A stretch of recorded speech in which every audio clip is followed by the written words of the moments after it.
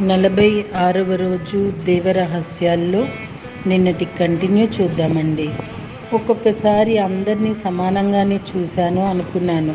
కొన్ని ఒత్తిళ్ళు వచ్చినప్పుడు అప్పుడు నా లోపల నుంచి ఏమిటి ఇదంతా అన్న విసుగు వచ్చింది. నన్ను నేను పరీక్షించుకున్నాను. నాలో సమానత్వం రాలేదు. ఎవరికి ఎంతలో చూడాలో ఎలా ఉండాలో అంతదాకానే ఉండాలి. ఇక్కడ జాలి ఉండకూడదు, కరుణ ఉండాలి. డబ్బు ఇచ్చేసి నీ సమస్య తీరిపోయింది పో అంటే అది జాలి. ఆ జాలి మళ్ళీ అవతల వాళ్ళకి ఉపయోగపడదు. అదే కరుణ అయితే వాళ్ళకు ఒక ఉద్యోగం ఇప్పించి లేదంటే వాళ్ళ కాళ్ళ మీద వాళ్ళు నిలబడేలా చేశామనుకోండి, అదే కరుణ. చూసారా, జాలి కరుణకు ఎంత తేడా ఉన్నాయో. ఇలా అన్నీ నా జీవితంలో నేను జీవించుకుంటూ వచ్చాను. నేను ఎలా ఉన్నానో నాకు తెలుసు. అలాగే ఎవరికి వాళ్ళమే మనల్ని మనం చెక్ చేసుకోవాలి. నేను ఎలా ఉన్నాను? నేను సమానత్వంలోనే ఉన్నానా? నేను మాత్రం సమానత్వంలో సరిగా లేను. నా మైనస్ పాయింట్ నాది. నేను ఎప్పటికప్పుడు పరీక్షించుకుంటాను. నాతో ఉన్న వారిని సమానంగా చూడటం. సింహరాశి, మేషరాశి, ఏవో రాసులు అంటారు. రాసుల గురించి నాకు తెలియదు. అన్నిటికంటే గొప్ప రాశి ఏంటంటే అన్నరాశి. ఎందుకంటే ఇక్కడ ధ్యానం చెప్పటం ఎంత ముఖ్యమో, ఒకరి కడుపు నింపడానికి అన్నం పెట్టడం కూడా అంతే ముఖ్యమో. మొట్టమొదటిసారి సార్ చెప్పింది ధ్యానం చెప్పటం, మళ్ళీ ఆ వెంటనే వాళ్ళకి కొంత ఆహారం పెట్టడం. ఒకసారి పొట్ట కొట్టకూడదు. ఒకరి పొట్ట కొడితే పొట్ట వ్యాధులు, సమస్యలు తలెత్తుతాయి. ఎందుకనంటే నాది ఒక అనుభవం చెప్తాను.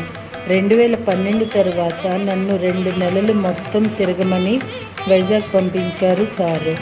నాగార్జున సాగర్, నంద్యాల అన్నీ తిరుగుతూ వెళ్ళాను. ఒక ఆవిడ నన్ను విరోచనం అవ్వటం లేదు మేడం అని అడిగారు. ఏమిటిది? ధ్యానం చెప్పడానికి నేను వచ్చాను. ఆత్మజ్ఞానం కోసం నేను చెప్తూ ఉంటే ఇలాంటి విషయాలు నన్ను అడిగేదే అన్నాను. కోపం వచ్చింది. అప్పుడు ఆ మేడం, ఇది మామూలు పరిస్థితి అయితే నేను అడగను. నేను కొంచెం కూడా ఆహారం తినలేకపోతున్నాను. ఒకరోజు కొంచెం ఆహారం తీసుకుంటే 4-5 రోజులు కూడా మోషన్ రాదు. విపరీతమైన కడుపులో నొప్పి. ఎంతోమంది డాక్టర్లకు చూపించాను. ఒట్టి జ్యూసులు తాగాను. బాగా ఆకలి వేస్తే కొద్దిగా తినడానికి భయమేస్తుంది. బాధతో వణిగిపోతూ తింటాను. ఆ కడుపులో నొప్పి మళ్ళీ విరోచనం అవ్వక గిలగిల్లాడిపోతున్నాను. దీనితో నేను ఎన్నో సంవత్సరాల నుంచి బాధపడుతున్నాను అన్నారు. నాకు ఆశ్చర్యం వేసింది. తిన్న ఆహారం అరగకపోవటం ఏంటి అని కళ్ళు మూసుకొని కూర్చున్నాను. ఒక చంటి బిడ్డ పాల సీసాతో పాలు తాగుతుంది. అక్కడ ఒక పాత పెంకుటిల్లు కనబడుతుంది. అక్కడికి ఒక పాము ఆ పెంకుల మీద నుంచి పాకి అక్కడికి వచ్చింది పడగ విప్పి. ఆ పిల్లవాడికేసి పాల సీసాకేసి చూసింది. అమ్మో, ఈ పాము ఏంటి పిల్లవాడిని కరుస్తుందా అనుకున్నాను. పాలు తాగుతున్న ఆ పసివాడిని అసూయతో, ద్వేషంతో ఆ పాల సీసాని ఒక కొట్టుడు కొట్టి బొడ్డు మీద కాటేసి వెళ్ళిపోయింది. ఎన్నో జన్మల తర్వాత ఆ పాముకి ఈ మానవ జన్మ వచ్చింది. ఒక పసిబిడ్డ ఆహారాన్ని విషపూరితం చేసి, ఏ ఆహారం అయితే నోటి దగ్గర నుంచి ఓకే మాస్టర్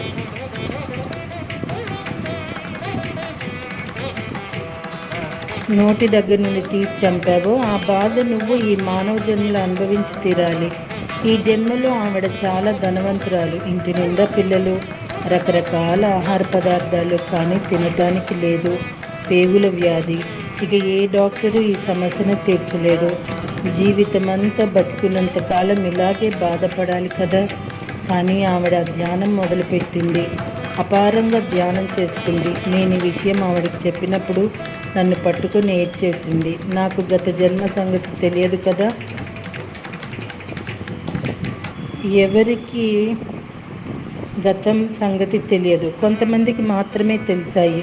అవన్నీ పక్కన పెట్టేసి ఇప్పుడైనా మనము మనస్ఫూర్తిగా క్షమించమని కొంతమందికి ధ్యానం చెప్పి ఇంత ఆహారం పెడదాము, ఆ పని చేసుకుంటూ వెళ్ళిపోదాము. ఎప్పటికీ ఆ ఫలితం వస్తుందో తెలియదు. అది తప్ప మనము ఏది చెయ్యొద్దు అన్న తర్వాత 4 సంవత్సరాల తర్వాత ఆవిడ నాకు ఫోన్ చేసి, మేడం కడుపారా భోజనం చేస్తున్నానండి అని చెప్పారు. ఇంతకన్నా ఏం కావాలి? చూసారా ఎంత మహాకర్మ ఈ ధ్యానంతో క్షయమైపోయిందో. ధ్యానం, ఆహారం ఈ రెండే పత్రిజీ చెప్పేది. ఎంత స్వర్గంలో ఉందో. డిసెంబర్ 21న కట్టాల్లో పిరమిడ్ దగ్గర ప్రతి ఒక్కరికి మధ్యాహ్నం భోజనం వడ్డించారు పత్రిజీ. రాత్రి భోజనం వడ్డించారు. మరి అందరి భోజనం అయినాక ఆయన కొంచెం ఆహారం తీసుకుంటారు. స్వర్గంలో ఉంది ధ్యాన మహాయజ్ఞం. ఎంతెంత జ్ఞానమో, ఎన్ని గంటల ధ్యానమో, చక్కటి నృత్య ప్రదర్శనతో స్వర్గంలాగా ఉన్నది. ఎవరి ముఖాలు చూసినా ఆనందంతో, జ్ఞానంతో మెరిసిపోతున్నాయి. స్వర్గం అంటే ఎక్కడో లేదు, ఇక్కడే ఉంది. అన్నం పెట్టేది కొంచెమైనా ప్రేమగా పెడదాము. ఏది పెట్టినా ప్రేమగా పెడదాం. శత్రువులు అనుకుంటున్నాం, శత్రువులు కూడా మిత్రులు అయిపోతారు. కానీ మనలో ఉండే శత్రుత్వాన్ని చంపుకోవాలి. కారణం తెలుసుకోవాలి. ప్రతి ఒక్కరికి ఆ శత్రుత్వానికి గల కారణం, ఆ కారణం వెనుకున్న అంతరార్థం తెలిస్తే కానీ శత్రుత్వం పోదు. ఇప్పుడు మనం విశ్వం అనే విస్తరాకుని దేనితో నింపాము? ఒకటి సాధన పెంచుకోవటం, ధ్యానంలోకి అడుగు పెట్టడం, మాతృహృదయం పెంచుకోవటం, విద్యను సమర్పించుకోవటం, నీతో ఉన్నవారిని సమానంగా చూడటం, అన్ని రాసుల కన్నా గొప్ప రాశి అన్నరాశి. ఆ అన్నం ఒకరికి పెట్టడం, దీనితో మనం ధ్యానం అనే విస్తరి నిండిపోతుంది. ఇంకా ఏం కావాలి? ఇది జీవిత సత్యం. బుద్ధుడు నీ రక్తం ఎలా ఉందో చూసుకున్నావా అని అడిగారు. ఎవరిమన్నా ఎవరి రక్తం ఎలా ఉందో చూసుకుంటామా? అదేమన్నా కనబడుతుందా? తెగితే రక్తం బయటకు వస్తుంది, అంతేకాని రక్తం ఎలా ఉందని చూసుకోను అని అడిగాను. నీలో ప్రవహించే రక్తం ఎంతో విలువైంది. ఈ రక్తాన్ని ఎన్ని కోణాలలోనైనా చూడవచ్చు, ఎన్ని రకాలుగానైనా చూడవచ్చు. మంచి రక్తం, చెడు రక్తం, కలుషితమైన రక్తం. క్యాన్సర్ వచ్చిందనుకోండి, పనికిరాదు ఇలాంటి భయంకరమైన రక్తాలు.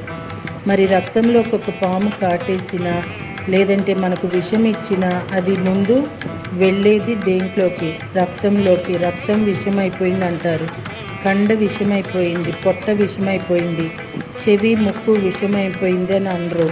మరి రక్తంలోనే విషం ఎక్కిందంటారు. ఇలాంటి రక్తమే పాపకర్మలకి తోడవుతుంది. మన పాపాలకి, మన కర్మలకి ఉన్న కర్మలకి ఇంకో తోడు ఏమిటంటే ఇది. మంచి రక్తం, చెడు రక్తం, విషపూరితమైన రక్తం, ఇవన్నీ అన్నమాట. మరి ఇలాంటి రక్తాన్ని శుభ్రం చేయటం ఎలా? మెడిసిన్ ఇచ్చి రక్తం తీసి రక్తాన్ని ఎక్కించటం ఇవన్నీ డాక్టర్లు పనండి. అది కాదు ఇక్కడ. రక్తం కలుషితమైనప్పుడు, పాపకర్మలతో పూర్తిగా కలుషితమైనప్పుడు, విషపూరితమైనప్పుడు, రక్తం పాడైపోయినప్పుడు దీన్ని శుభ్రం చేయటం ఎలా? నిన్ను నువ్వు తెలుసుకోవటం ఎలా? అసలు నిన్ను నువ్వు తెలుసుకోవటం కోసం ధ్యానం. నీలోకి నీవు ప్రయాణం చేస్తున్నప్పుడు కళ్ళు మూసుకొని కూర్చొని శ్వాస మీద ధ్యాస పెట్టినప్పుడు చాలామంది అడుగుతారు, ఏమండి నాలోకి నేను ప్రయాణం చేయటం అంటే ఏమిటి అని. అంతర్ముఖ ప్రయాణం చేసి చూడగలిగినప్పుడు, ద్విచక్షు వచ్చినప్పుడు చూడగలుగుతాం. కానీ అది చూడలేకపోయినా ఎప్పుడైతే శ్వాస మీద ధ్యాస పెట్టావో, ఈ ఆత్మ శ్వాసను పట్టుకొని లోపలికి ప్రయాణిస్తుంది. తెలిసినా తెలియకపోయినా మీ లోపల ప్రయాణంలోనే ఉన్నారు.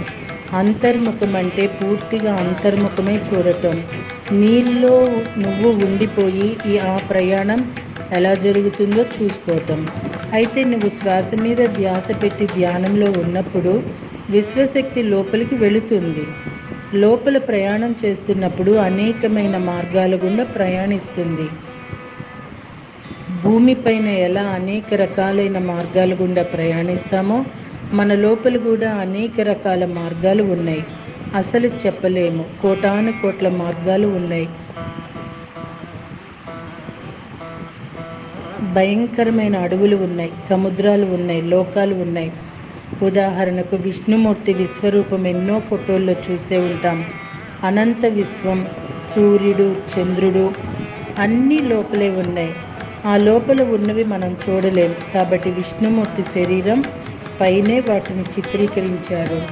అనేక మార్గాల గుండా ప్రయాణిస్తున్నప్పుడు నువ్వెంత దాకా ప్రయాణిస్తావు అంటే, నువ్వు గంట, 2 గంటలు, 3 గంటలు ధ్యానంలో కూర్చున్నప్పుడు నువ్వెంత దూరం ప్రయాణిస్తావో అంత దాకా శుభ్రపడుతుంది. సాధన అంటే ఆషామాషి కాదు. నువ్వెంతసేపు కూర్చుంటే అంతసేపు లోపల ఎక్కడి దాకా ప్రయాణిస్తున్నావో, ఎక్కడి దాకా రక్తం శుభ్రపడుతుంది. మన శరీరంలో రక్తం మరి నాడులు ఎలా శుభ్రపడతాయి? పూర్తిగా తెలియకుండా చాలామంది అలా కూర్చుండిపోతారు. డీప్గా ఎలా శుభ్రపడుతుందంటే అప్పుడు నాడీ మండలం వేరు, రక్తనాళాలు వేరు. ఈ నాడీ మండలం లోపల గోడలు ఉంటాయి, గోడలతో సహా శుభ్రపడతాయి. 1.5 సంవత్సరం నీ అపారమైన సాధనతో నీ రక్తాన్ని మొత్తం శుభ్రపరచుకోవచ్చు.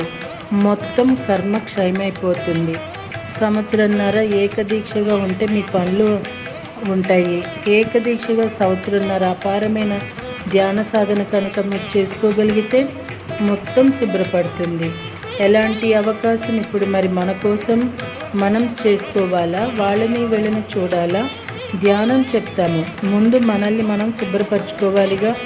రక్తం బాగుంటే మిగతా అవయవాలన్నీ బాగుంటాయి.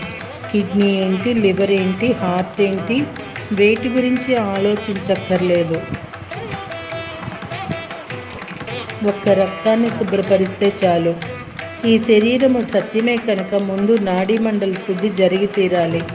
అది ఈ సమయంలో మనకు ఇచ్చిన గొప్ప అవకాశం. ఈ రక్తం అత్యంత శక్తివంతంగా మారిపోతుంది.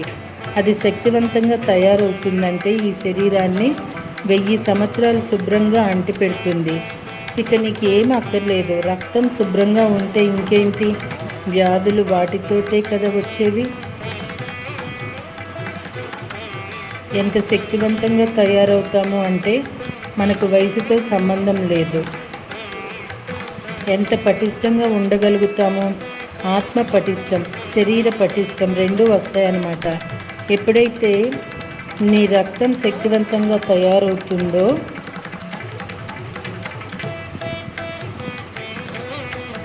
అప్పుడు నిన్ను నువ్వు తెలుసుకునే మార్గం సులభం అవుతుంది. రక్తం శుభ్రపడటంలో ఇంత ఉందని పత్రిజీ చెప్పేదాకా తెలియదు. రక్తం శుభ్రంగా లేకపోతే రోగాలు వస్తాయని తెలుసు, కానీ రక్తం శుభ్రంలో అత్యంత శుభ్రం, సర్వం శుభ్రంగా ఉంటుందన్న సంగతి ఇప్పుడు తెలిసింది. ఎప్పుడు నువ్వు శక్తివంతంగా తయారవుతావో అప్పుడు మనలో మార్గం ఏర్పడుతుంది. ఇక మనకి వేరే అక్కర్లేదు. నిన్ను నువ్వు తెలుసుకోవడానికి ఆ మార్గం గుండా నువ్వు అంతర్ముఖంగా ప్రయాణిస్తే నువ్వు ఎవరివో నీకు అర్థమైపోతుంది. అప్పుడు తెలుస్తుంది. అప్పుడు మనిషి శాంతియుతంగా తయారవుతాడు. శాంతి ఎలా వస్తుంది? ఊరికే వస్తుందా? మళ్ళీ ఏదైనా కఠినమైన విషయం రాగానే మనకు ఏమైపోతుంది? అక్కడ మళ్ళీ దుఃఖమే, ఏదో ఒకటి వస్తుంది. మరి మనిషి ప్రాపంచిక విషయాల గురించి ఎంత దూరం వెళితే అంత లోపలికి ప్రయాణించగలడు. మీ సాధన చాలా ముఖ్యం. బయట వాళ్ళ సంగతి, వీళ్ళ సంగతి మనకు వద్దు. బయట ఏం జరిగినా మనకు వద్దు. మనం శాంతియుతంగా ఉన్నవాళ్ళం. మనల్ని మనం తెలుసుకోవడానికి వచ్చాం. ఎవరైతే ధ్యానంలోకి వచ్చారో తనని తాను తెలుసుకోవటానికి వచ్చిన వాళ్ళే ధ్యానం చేయగలుగుతారు, లేకపోతే రారు. అయితే తనని తాను తెలుసుకునే మార్గం లోపల ఎలా ఉంటుందో అని చెప్పాను. ఈ రక్తం ఎలా శుభ్రపడాలి? ఈ విస్తరిని మనం దేనితో నింపాలి? ఈ రక్తం శుభ్రపడి నీకు అత్యంత శక్తివంతంగా తయారైనప్పుడు సహజంగానే నిన్ను నువ్వు తెలుసుకునే మార్గం బోధపడుతుంది. సో మాస్టర్స్, ఎంత అద్భుతమైన జ్ఞానం అండి. ఇక్కడ కొన్ని ప్రశ్నలకు జవాబులు ఇచ్చారు. అవి కూడా ఏంటో చూద్దామా? ప్రకృతి అనగా ఏమి? ప్రకృతి అనగా ద్విచక్షువు. దానితో నీకున్న బాంధవ్యాలేంటి? ఈ చరాచర సృష్టిలోని రహస్యాలను గమనించేది అదొక్కటే. కాబట్టి దానిలోని మాధుర్యాన్ని తీసి పంచే గుణం కూడా దానికే ఉంది. కాబట్టి మరి అది నీ ఎడల చూపిన భావమేది? మర్మంలో కల్లా మర్మములు తెలిపడి భావము. జ్ఞాతి యొక్క లక్షణము, జ్ఞాతి అంటే తమకు తెలిసినది ఇతరులకు తెలియచెప్పేవారు ప్రకృతి లక్షణము. నీలోని భావం నన్ను నేనుగా నీకు అంటే పరమాత్మకి సమర్పించుకోవటం. మరి ఇన్నాళ్ళు చేసిందేంటి? తెలిసి తెలియని అజ్ఞానం. సంపూర్ణంగా తెలియటం వేరు, సత్యమూర్తి వేరు. ఎక్కడ స్వార్థపరులు వాళ్ళు, ఎక్కడ ఈ విషయంలోనే కదా మానవుడు తాను తెలుసుకోలేకపోతున్నాడు. ఈ మానవుడు ఏం మాట్లాడతాడు? భక్తుడు ఏమీ తెలియకుండా దేవుడి గురించి మాట్లాడతాడు. శిష్యులు కొంత తెలుసుకొని గురువు గురించి మాట్లాడతారు. అంతా తెలిసి సత్యం గురించి మాట్లాడుతూ ఉంటారు. గురుపుత్రులంటే ఏమిటి? మానవ శరీరాలతో ఉన్నవారు. గార్ధబ స్వరం అంటే ఏంటి? మాధుర్యత తెలియని వారి మాట. ప్రకృతి అంటే ఏమిటి? జడ పదార్థం కానిది. వాస్తవం అంటే ఏమిటి? నువ్వు, నేను, మనందరం కాస్మిక్ పవర్. ఇది వాస్తవం. అగ్నికి ఆర్జం అంటే ఏంటి? తామరాకు మీద నీటి బొట్టు బాగుంటుంది, అదే నీటి బొట్టు ముక్కులోకి వెళ్తే తుమ్ములు. అలాగే మనోస్థితి ఆత్మలోకి వెళ్ళిన వారికి పరిస్థితి గందరగోళమే. ఏది ఎక్కడ ఉండాలో అక్కడే ఉండాలి. మనసు ప్రపంచం, ఆత్మ అంతర్ప్రపంచం. బయట ప్రపంచాన్ని లోపలికి పెడితే ఎలా అది గందరగోళం? సో మాస్టర్స్, ఎంత అద్భుతమైన జ్ఞానమో కోనేరు వరలక్ష్మి గారు మనకు అందించారండి. రేపటి రోజున ధ్యానంలో 7 అనుభవాలు అంటూ చెప్తున్నారు. మరి తెలుసుకుందామా? ధన్యోస్మి.